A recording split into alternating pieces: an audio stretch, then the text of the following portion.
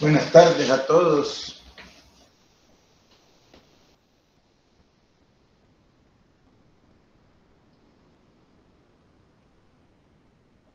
¿Me escuchan? Buenas tardes. Buenas tardes, profe.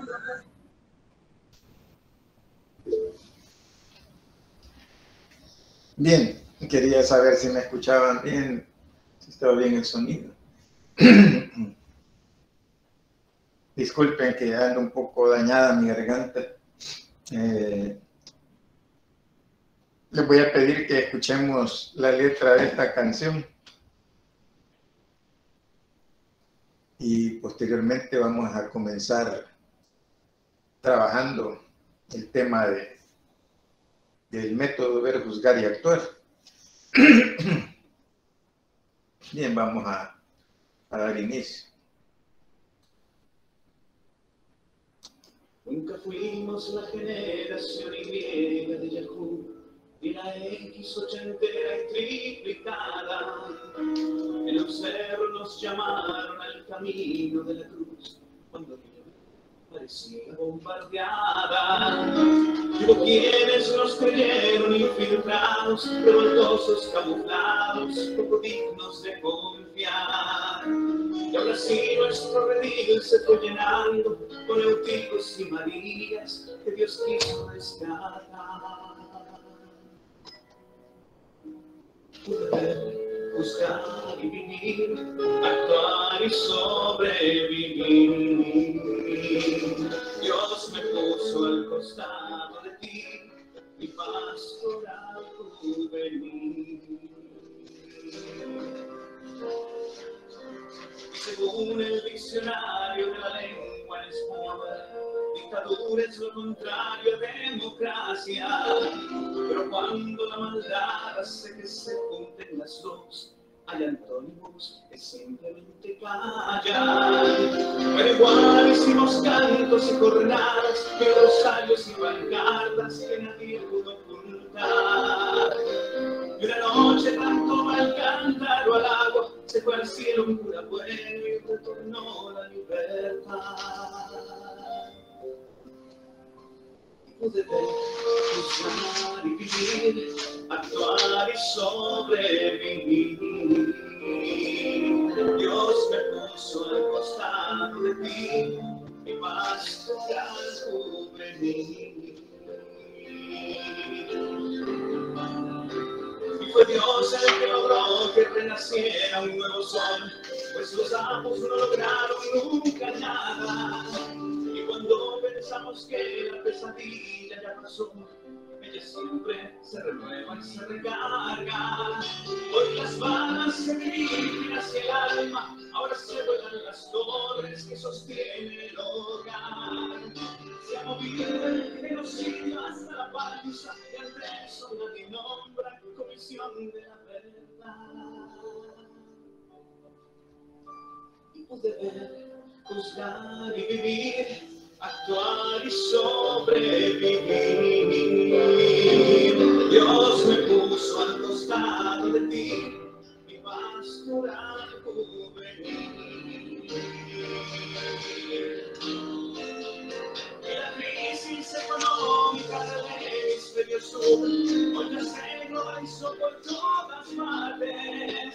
Los de arriba nos preguntan cómo se hace el día común, cómo se organizan los clubes de madres. Si el demonio tuvo que cambiar de esquemas, algo bueno habrá tenido nuestro ver, juzgar y actuar.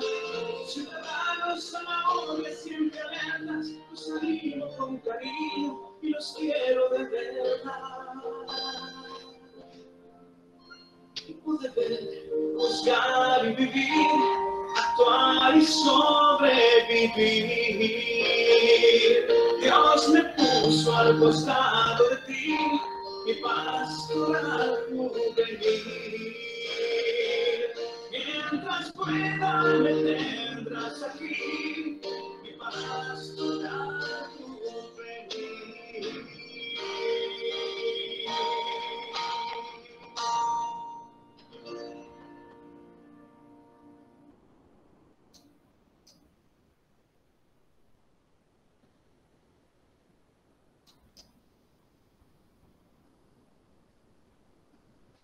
Bien, nuevamente buenas tardes. Espero que hayan logrado escuchar la letra de esa canción. Si bien habla de la pastoral juvenil, habla del método de esa pastoral juvenil católica que trabajó y en algunos lugares continúa trabajando con el método ver, juzgar y actuar. En la canción se mencionan varios términos que están relacionados con el método. Bien, dos estudiantes, Kenneth y Fátima, los estudiantes de este grupo teórico, estuvieron compartiendo sus aportes en términos de las lecciones 11 y 12. Son aportes bastante interesantes, tienen un amplio contenido en relación a los dos temas del método de juzgar y actuar y al tema de la lección 12, que es la próxima semana, pero que consideramos oportuno iniciar la introducción desde la semana anterior, porque está íntimamente relacionada con lo que ustedes van a trabajar en el conversatorio de los foros de evaluación de la cuarta evaluación, que inician ya el lunes. Si hay preguntas acerca de eso, lo vamos a dejar para el final. Vamos a intentar trabajar en estos breves minutos el tema del método, del juzgar y actuar, y el tema que tiene que ver con la enajenación o el método la perspectiva de la interpretación bíblica que está cerrada, no está abierta a una perspectiva crítica de la interpretación de la Biblia. Bien, entonces vamos a iniciar. Me gustaría, antes de comenzar, hacer algunos comentarios a los aportes que hicieron Kenneth y Fátima, Kenneth y Fátima, antes de comenzar a hacer comentarios de lo que ellos nos compartieron. Escuchar también de otros estudiantes si tienen impresiones, inquietudes, dudas acerca de ambos temas, ya sea del método ver, juzgar y actuar o del fundamentalismo o de ambos. Si hay algún estudiante que quiera compartir esa inquietud o compartir un aporte antes de comenzar a conversar sobre ambos temas.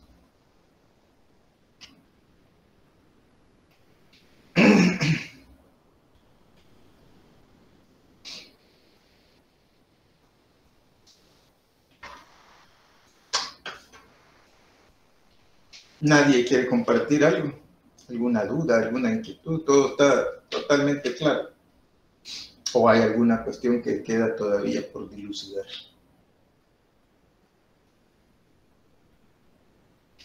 Vamos a ver, vamos a hacer una pregunta.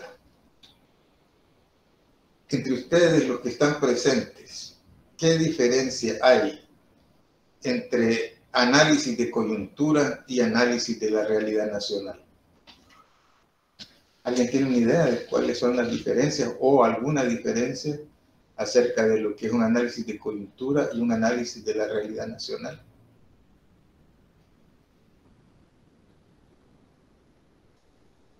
Eso es lo que vamos a estar trabajando ya aquí en las próximas semanas antes de concluir el ciclo. En cierta manera, con los métodos que trabaja la Iglesia.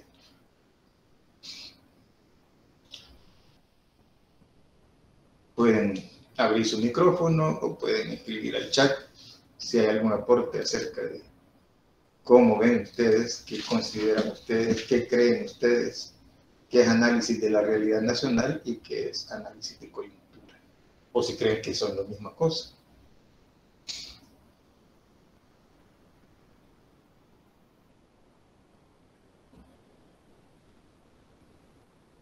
No tengan temor, quítense el sueño y participen.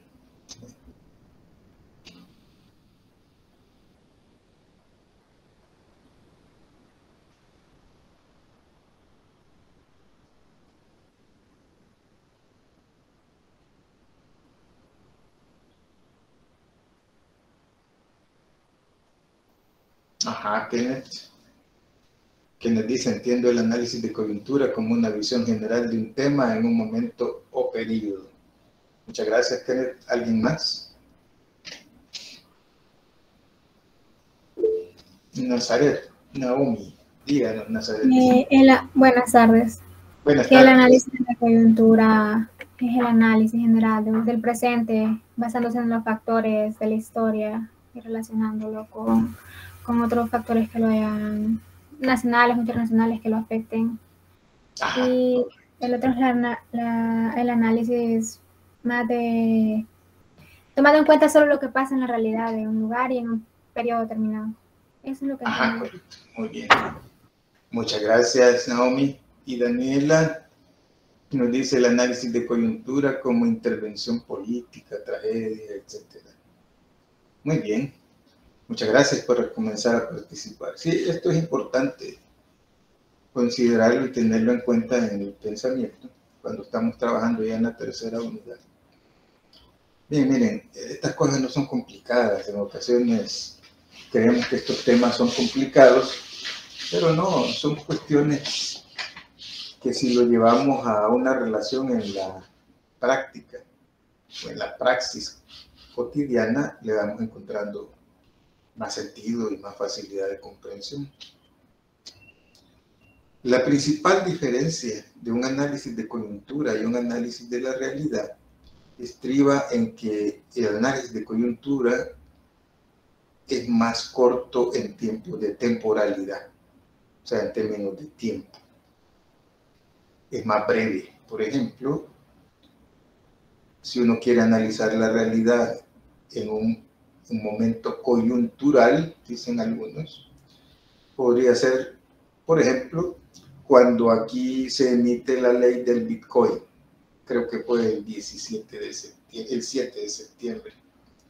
Entonces alguien podría hacer, voy a hacer un análisis de coyuntura de la ley del Bitcoin desde que se publica la ley en el diario oficial hasta el día 15 de octubre. Eso es un análisis de coyuntura. El tiempo muy pequeño, breve. Pero puede decir, voy a hacer ese análisis de coyuntura a ver qué reacciones hay entre los sectores de ganaderos, de vendedores informales, vendedores formales, grandes empresarios, pequeños empresarios, y va extendiendo el ámbito donde va a hacer ese análisis de coyuntura. Y además puede colocar en su objetivo decir, bueno, y también voy a investigar qué dicen los economistas salvadoreños de las diferentes tendencias ideológicas. Entonces, un análisis amplio del tema de la criptomoneda, pero en términos de temporalidad sería muy breve. Eso sería un análisis de coyuntura.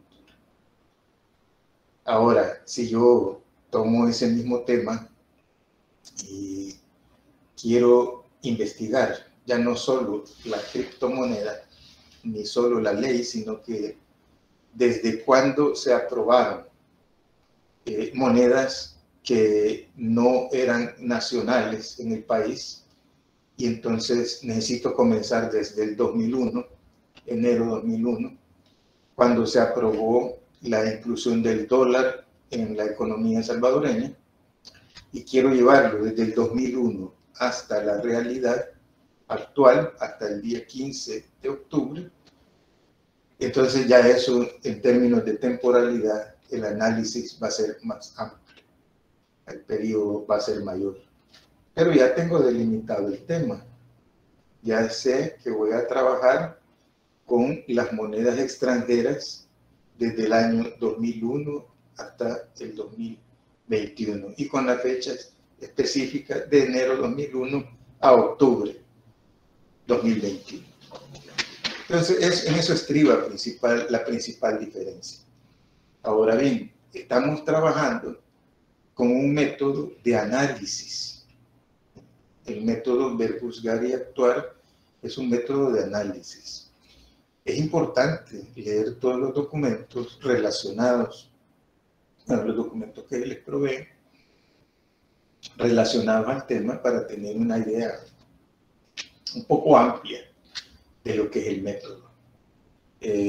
Por ejemplo, el método lo utilizamos en la Escuela de Teología para diseñar, por ejemplo, esta asignatura, este curso. Entonces uno como profesor dice, bueno, vamos a comenzar analizando, vamos a comenzar dando una mirada amplia, vamos a tratar de que el estudiante vea la realidad en la que se inscribe el pensamiento social cristiano desde su origen. Vamos a hacer un recorrido desde su origen hasta la actualidad. Vamos a ver con los estudiantes ese recorrido, desde que surge el pensamiento social cristiano con la Rerum Novarum hasta llegar a nuestro tiempo con la Laudato Si. Y vamos a trabajar con el estudiante también el momento de comparar las realidades que se vivieron desde que se emite la Laudato Si o de la Revolución Industrial hasta la realidad actual, pasando por los momentos en que vivió Monseñor Romero.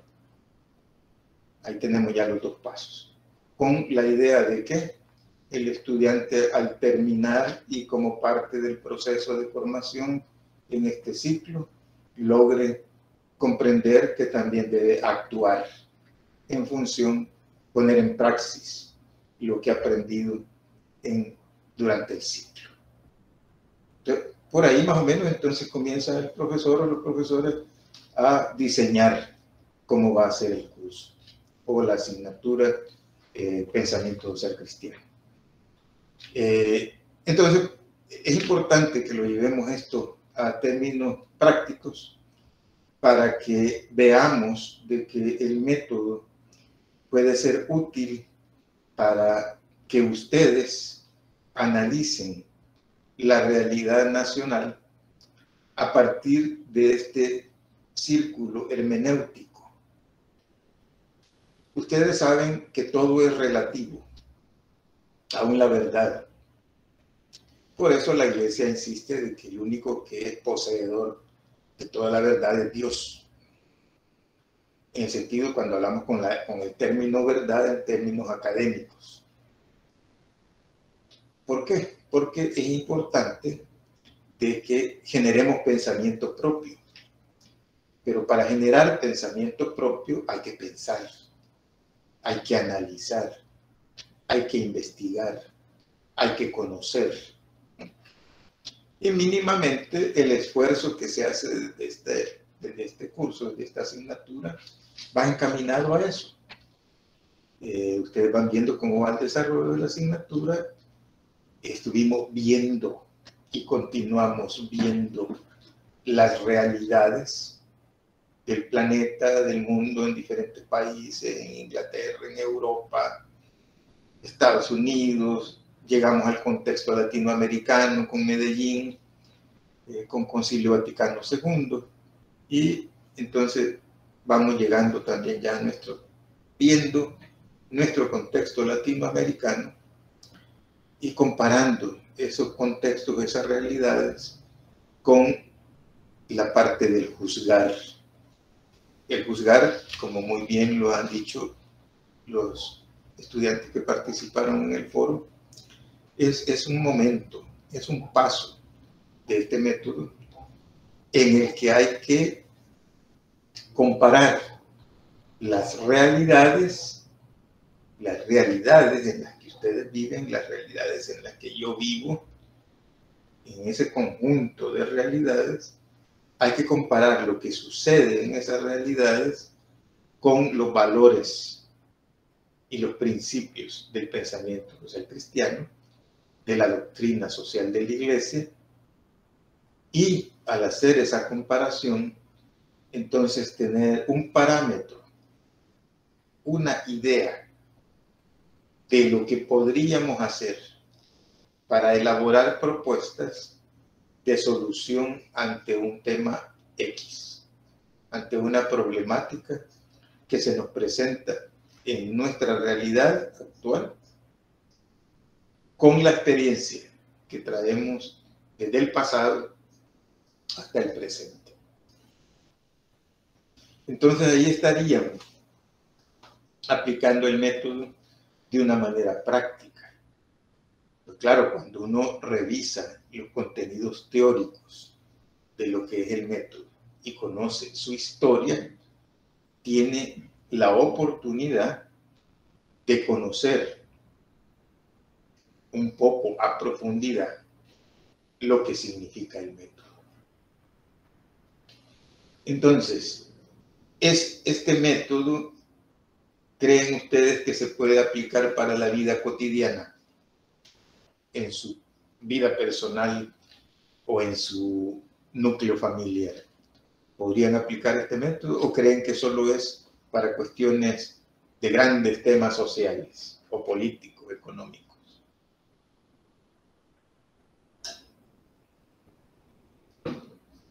¿Qué creen ustedes acerca de eso?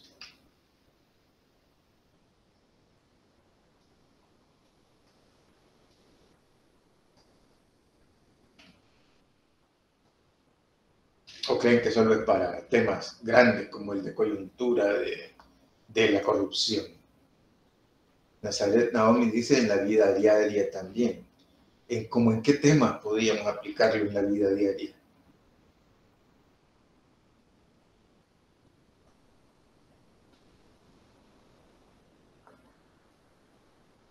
¿En qué temas creen ustedes que podría aplicar en la vida diaria?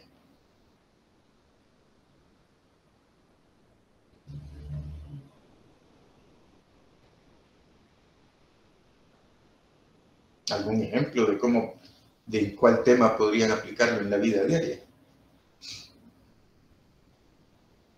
Tomen el ejemplo de la corrupción. La corrupción se da hasta en los hogares. El problema es que tendemos solo a señalar hacia el lado que no es el nuestro. Tendemos a señalar a aquel que comete una corrupción que sale en los periódicos. Pero la corrupción puede darse hasta en los hogares. Fátima dice cuando hay violencia doméstica, por ejemplo, así es. Cuando hay violencia doméstica en los hogares o en el hogar. Muchas gracias, Fátima y Naomi. Ahí está. Ese es un ejemplo de cómo podría contribuir el método. Hay violencia doméstica de una amiga suya, sea usted hombre o mujer, y usted dice, bueno, pero yo no tengo experiencia cómo enfrentar ese problema. Bueno, usted es un estudiante universitario. Recurra a la investigación para tratar de tener elementos científicos o académicos, recursos que le pueden ayudar para trabajar el tema de violencia doméstica. Hay muchísimo material escrito y videos también sobre el tema. Y así como ese tema de violencia doméstica, puede ser el alcoholismo o otra adicción, las drogas, que se padece mucho en los hogares también. Entonces, este método también contribuye a aspectos muy prácticos de la vida cotidiana. No pienso que se puede aplicar, pienso que se debe aplicar, porque no comprender de forma objetiva lo que sucede a nuestro alrededor nos vuelve vulnerables, dice Allison. Así es. O sea, claro, se debe aplicar, se debería aplicar. Recuérdense que nada está escrito en piedra, igual que lo dice la lección 11, en la lección 12, perdón. Y si no la han estudiado, la van a estudiar esta semana. Pero nada está escrito en piedra. Entonces, el ser humano tiene, ustedes como seres humanos que participan en este proceso de formación, tienen la posibilidad de aplicar este método si así lo creen conveniente en sus vidas, para contribuir a la posibilidad de solución de alguna problemática en su vida personal o en la vida familiar. Pero si usted ya tiene un activismo social, también en la vida social de país. Bien, lo que yo entiendo de lo que dice Allison es que para ella es importante el método, y qué bueno. Pero también ella comenta comprender de forma objetiva lo que sucede, ¿sí? Y ahí da la pauta también para comentar acerca de lo objetivo. Cuando vamos al término práctico de lo objetivo, porque acerca de lo objetivo y lo subjetivo nos habla la filosofía. Bien, lo subjetivo es aquello, por ejemplo, en términos de la lucha social, de los movimientos populares. Vamos a tomar ese ejemplo. Lo subjetivo puede ser el hecho de que exista el movimiento social que promueve un trabajo o una lucha, o un trabajo y una lucha acerca de un tema del medio ambiente. Ese es el aspecto subjetivo. Lo objetivo en ese sentido es el problema del medio ambiente, que ya lo tenemos y que hay pruebas objetivas de que hay un problema del medio ambiente en nuestro país, en su comunidad, en su casa, no digamos ya en términos generales del país. Lo objetivo, por ejemplo, en el término de la pobreza. ¿Cuál es el objetivo en el término de pobreza? El objetivo es la persona que sufre hambre. Eso, ahí no hay una pobreza subjetiva. La persona que sufre hambre objetivamente conoce lo que es el hambre y conoce lo que es la pobreza en términos materiales. Pero existe algo subjetivo en este país. Es que hay personas que se han organizado para trabajar contra la pobreza. Ahí hay un elemento subjetivo. Esas personas probablemente no saben, no han vivido ni han padecido hambre, pero tienen una conciencia social, política, en términos cristianos, que es lo que estamos trabajando, tienen una conciencia política de la situación de hambre de algunas personas y se organizan para resolver el problema objetivo del hambre de aquella madre que no tiene para darle hoy, este día, de cenar a sus hijos. Ella conoce el problema objetivamente. Bien. Entonces, ahí está lo objetivo y lo subjetivo del análisis, que tiene que ver también con la parte de la praxis, las propuestas de solución. Ahora bien, en esto del análisis, ya sea con el método ver, juzgar y actuar, o con otro método que alguien quiera desarrollar, está la cuestión de que en términos nuestros, del pensamiento social cristiano, aplicamos en ese método, ver, juzgar y actuar, aplicamos el conocimiento de los saberes. ¿Cuáles son los saberes que creen ustedes que hay en la sociedad? ¿Cómo los podrían nombrar? ¿Cuáles son esos saberes que tenemos en toda la sociedad salvadoreña? ¿Alguien tiene una idea de eso? ¿Qué saberes nos rodean en la vida cotidiana? ¿Cuál es el saber que ustedes están teniendo en la universidad? ¿Cómo se llama ese saber? ¿Alguien tiene una idea? ¿Cómo se catalogaría el saber que estamos haciendo en términos universitarios? Humanidades, sí, pero en términos más generales, un saber académico. Porque trabajamos en la academia, trabajamos en la investigación de documentos con una perspectiva académica. Y como dice Kenneth, desde esa perspectiva académica en un ambiente de las ciencias humanísticas. Muy bien, Kenneth, muchas gracias. Entonces, ahí está un saber académico. Hay un saber científico también en nuestra realidad. Hay personas que estos mismos temas que estamos trabajando nosotros, los trabajan científicamente, investigadores, que conocen así al dedillo, como dicen coloquialmente, la situación económica del país. saben lo que está ocurriendo y están informados de todo lo que ocurre alrededor del dólar, de la criptomoneda, del colón que ya no circula, y tienen información de las monedas a nivel mundial. Y usted le pregunta, ¿cuál es el salario mínimo en Costa Rica? Y saben cuál es. Y le pregunta cuál es el salario mínimo en Inglaterra y sabe cuál es. ¿Y cuál es el salario mínimo? Es un especialista. Tiene un conocimiento científico porque investiga. Sus fuentes de investigación son claras, objetivas. Bien, pero hay también otro saber. ¿Cuál podría ser otro saber? Ya mencionamos dos, el académico y el científico. ¿Cuál sería otro saber que hay, digamos, en ese tema de la economía? ¿Cuál sería el otro saber?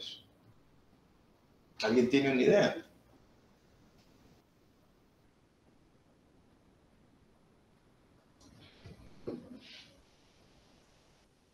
¿Cuál es el saber que usted escucha con la señora que en la tienda que vende y que ahí va otra señora y comenta en torno a la criptomoneda y al dólar y cómo está la situación económica del país? ¿Qué tipo de saber sería ese que se escucha en la tienda o que se oye en las conversaciones de los vecinos o en los buses? Socioeconómico, sí. Es un saber socioeconómico, pero eso está en el cientista y en el académico. Ese saber que usted escucha en los buses, en la tienda, que escucha de otros compañeros de su clase, que escucha de sus amigos en términos de la criptomoneda, del dólar, de cómo está la situación económica, que si usted va al mercado y compra algo, escucha a una señora hablando de cómo está encarecida la vida, es un saber popular. El saber popular, el conocimiento popular de las situaciones que nos toca a nosotros en la academia. Lo que nos corresponde a nosotros es estar informados de los dos saberes que nosotros no estamos trabajando aquí, pero de los cuales nos llega información. Tenemos que estar informados del saber científico y del saber popular. Entonces ahí vamos a tener una visión más completa de lo que es el ver la realidad. Si usted quiere ver la realidad y no repara, no se detiene a escuchar lo que dice una compañera o un compañero suyo que está trabajando en un call center y que al mismo tiempo estudia, que sus papás no le pueden pagar sus estudios, no le manda a nadie dinero de Estados Unidos para poder pagar la universidad, sino que él tiene que trabajar en el call center para poder financiarse sus estudios. Y usted escuche la experiencia de esa persona, de ese joven que trabaja en el call center, acerca de lo que él piensa del salario mínimo, de la criptomoneda, del dólar, de la situación económica en el país. Probablemente ese compañero tenga un saber importante, popular, por su vivencia, por su experiencia, por lo que vive, por lo que sufre, para poder ganarse ese dinerito, para, entre otras cosas, poder pagar la universidad.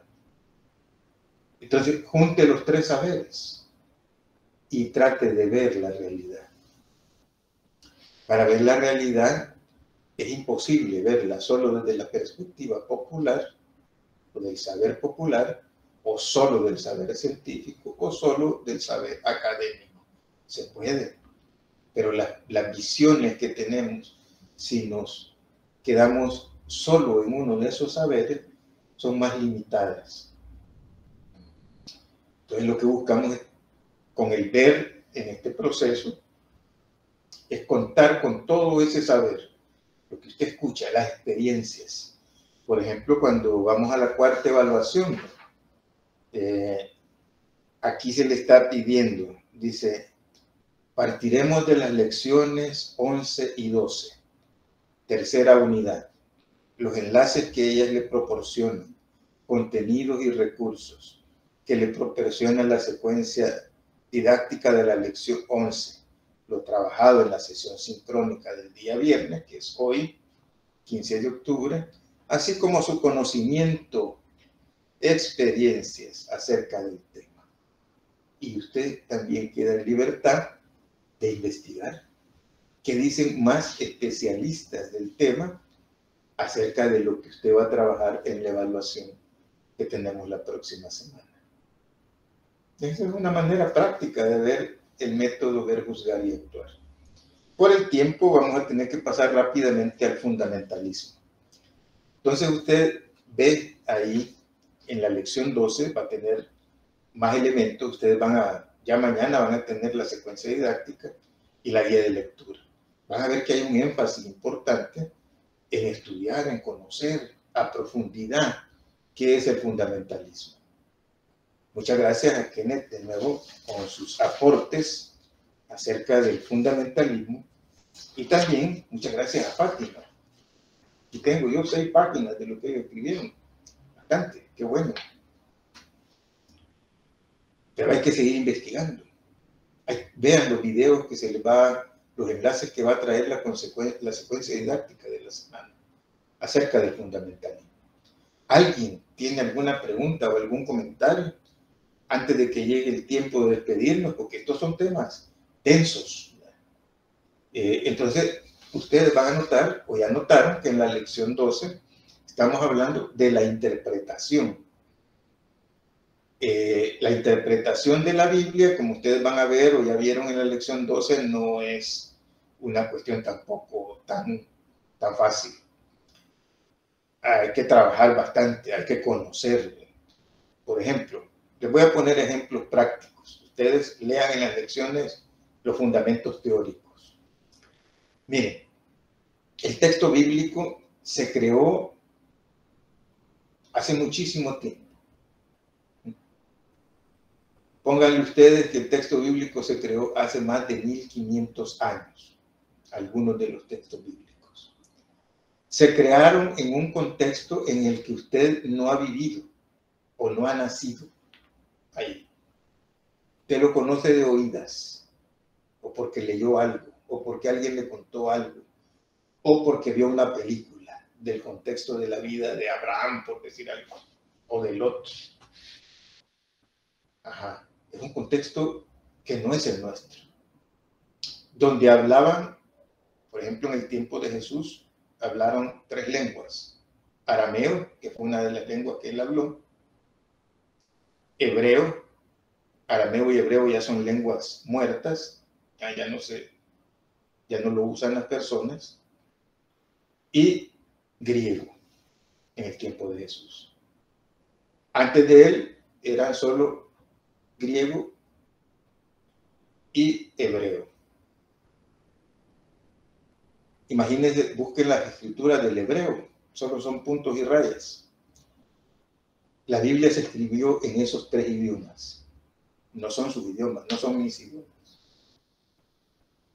Temporalmente, lejos. En espacio, lejos. En costumbres, diferentes. La religión judía es una religión que es muy distinta a la religión cristiana. Tiene matices la religión cristiana de la religión judía, porque de ahí viene, pero no es igual.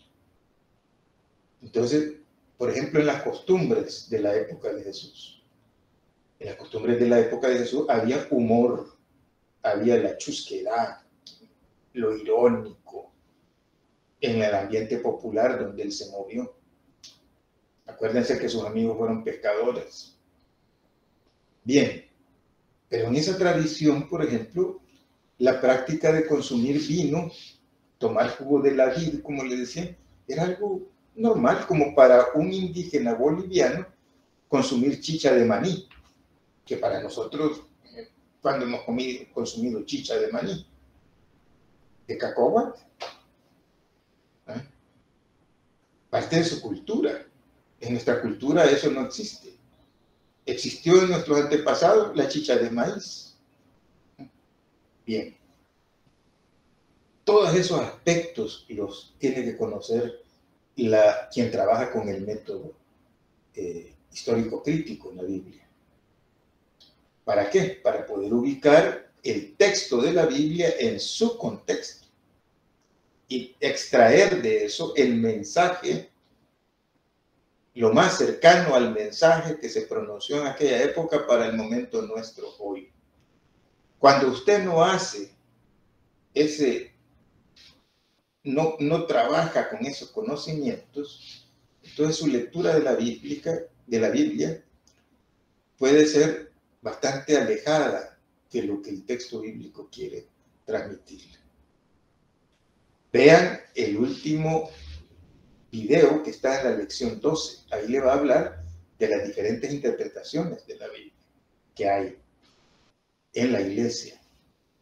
Bien, ahí no menciona mucho el fundamentalismo. Usted tiene que estudiarlo aparte. Pero el fundamentalismo no se lleva con esta visión histórico-crítica del texto bíblico. ¿Alguien quiere mencionar algo antes de que nos despidamos acerca del fundamentalismo o las dudas que tiene acerca del tema? Ustedes lo van a trabajar ya a partir de lunes. ¿Alguien quiere decir algo acerca del fundamentalismo en términos religiosos?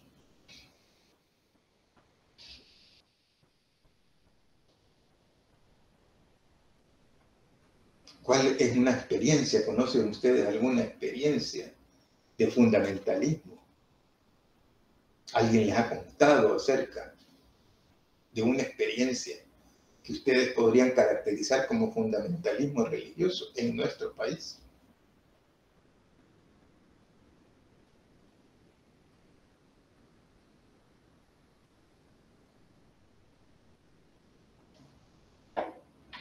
¿No?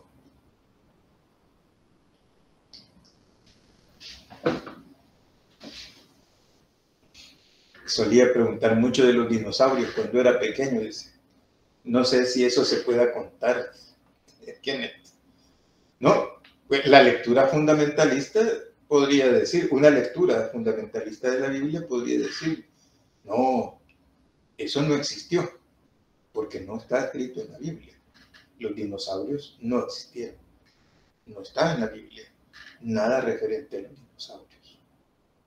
Eso podría ser una postura fundamentalista de la interpretación bíblica. La interpretación histórico-crítica que diría. El método histórico-crítico diría, bueno, la creación se narra en un texto o en un libro llamado Génesis, que quiere decir inicio, comienzo. Y allí se utiliza un lenguaje simbólico. Entonces, por ejemplo, los 7 días de los que habla el Génesis pueden haber sido cada uno de esos días 1000 años, o 10.000 años, o 1500 años, o 2000 años, porque es un lenguaje simbólico. Entonces, en esos 7000 años, o en esos 70.000 años, ya llévele usted al consejo de los científicos que conocen cómo fue la evolución de la Tierra, del planeta. Y entonces ahí va a encontrar que sí existieron los dinosaurios. ¿Y qué dice la iglesia de eso? Bueno, en la Biblia latinoamericana, en la introducción dice, en todo ese proceso del desarrollo de la vida en el planeta, estuvo presente la divina providencia, o sea, estuvo presente el Espíritu de Dios en ese desarrollo de la vida. ¿De cuántos años habrá sido? Bueno, los científicos saben mejor.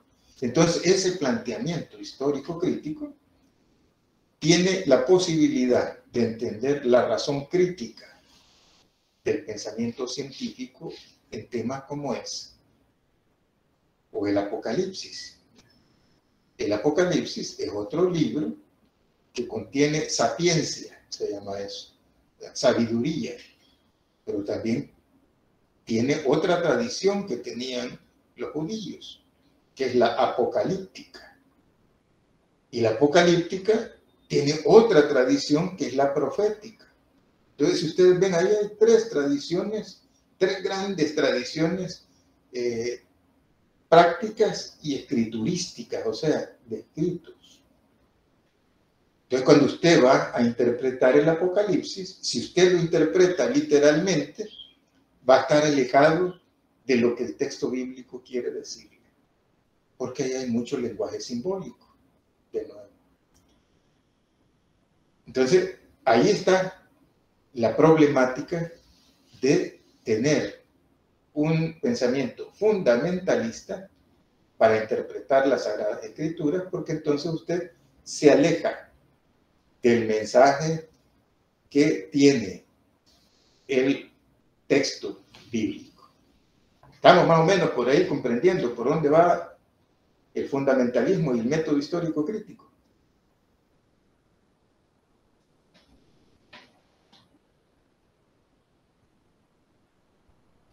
Lo que yo quiero es que ustedes tengan claridad acerca de eso. Marco Antonio, diga, Marco.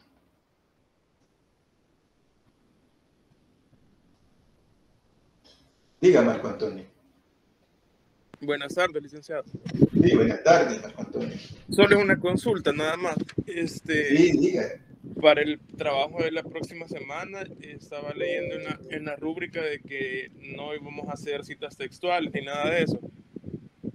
Pero sí se podrían mencionar textos bíblicos.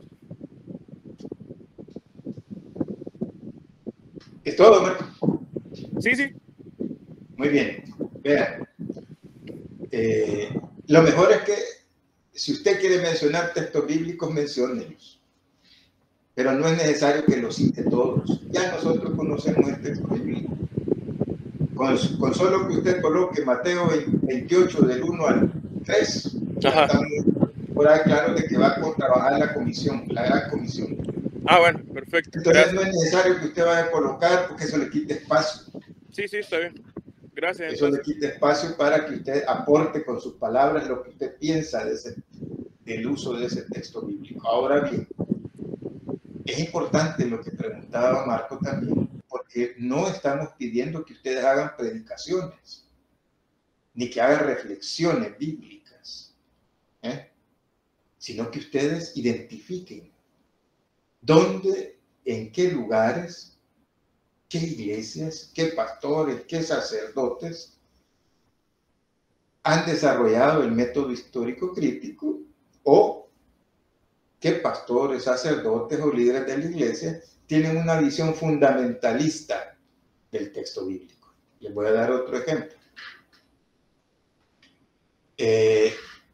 Un sacerdote católico o un pastor evangélico que diga que hay que dejar todo el problema del medio ambiente en las manos de Dios y que nosotros no hagamos nada, que Dios va a solucionar todo, ese pastor o ese sacerdote tiene una visión fundamentalista del texto bíblico.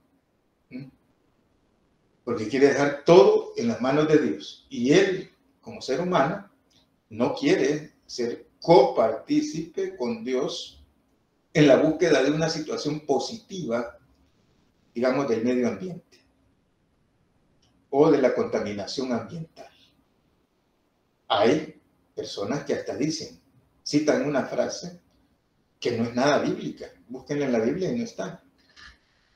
Hay que dejar todo en las manos de Dios. No se mueve la hoja del árbol sin la voluntad de Dios.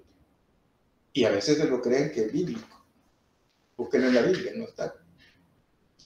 ¿Por qué? Porque en la Biblia lo que hay es un Dios creador que tiene a sus criaturas, como usted y como yo, para continuar la creación. Claro que nosotros lo que hacemos en vez de continuar la creación es acabarnos la creación.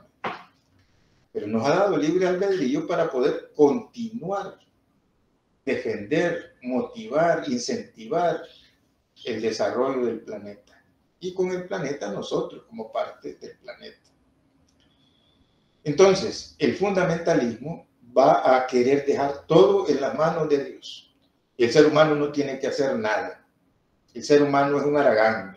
Él solo está esperando que ese Dios mágico resuelva las dificultades como con una varita mágica. ¡Plum! mañana ya está El Salvador sin contaminación.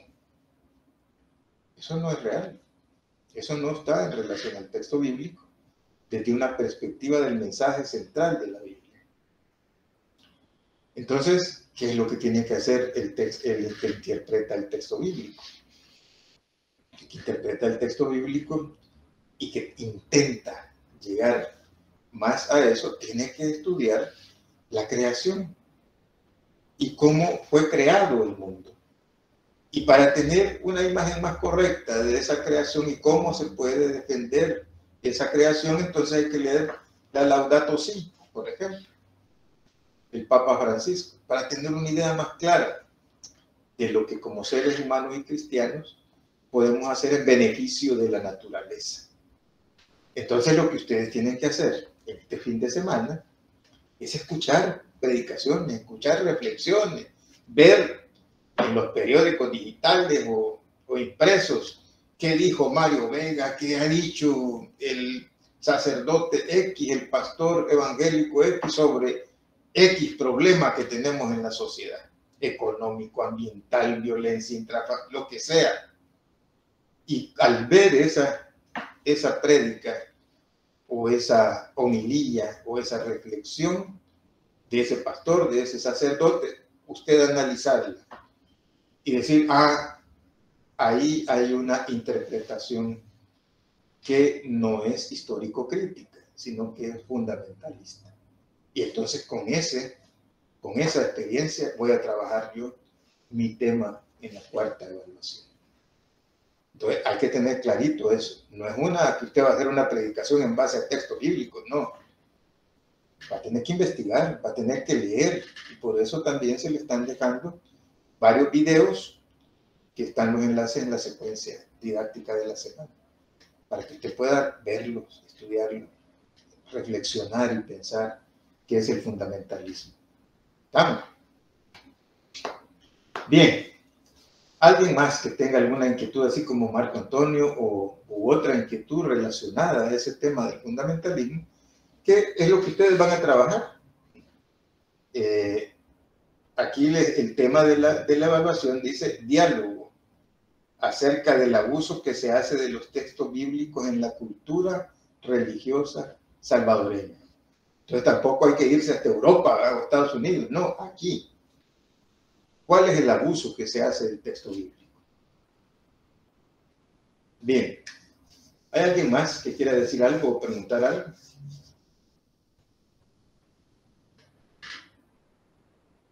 ¿No?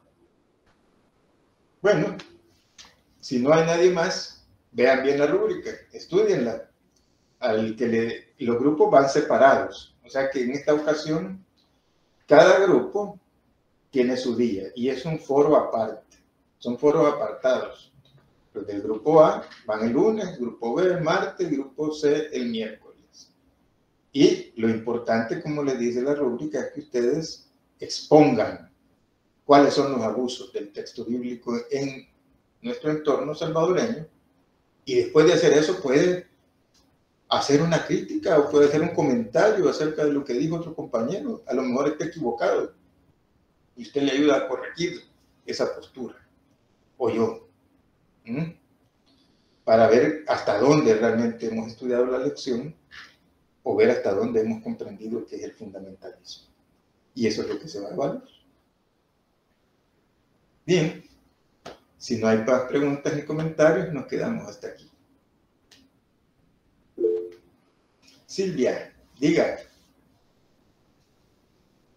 Buenas tardes, licenciado. Solo quería preguntar si van a ser los mismos grupos de la evaluación anterior. Sí, son los mismos. Bueno, gracias. Los mismos grupos.